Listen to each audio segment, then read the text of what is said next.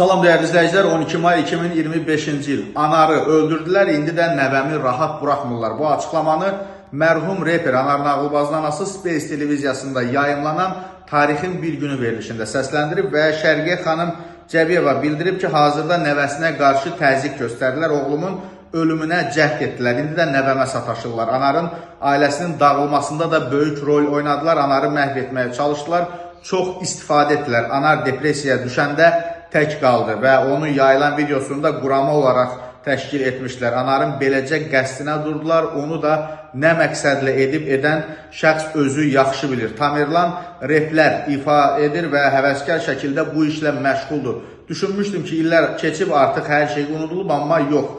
İndi eyni şeylər Tamerlan yaşamağa başlayıb, indi Tamerlana zənglər edirlər. Mən oğlumun ətrini Tamerlandan alıram. Xahiş edirəm, Anarın o videosunu portallardan silsinlər. Qeyd edək ki, Anar Nağılbaz 2018-ci ildə 44 yaşında vəfat edib.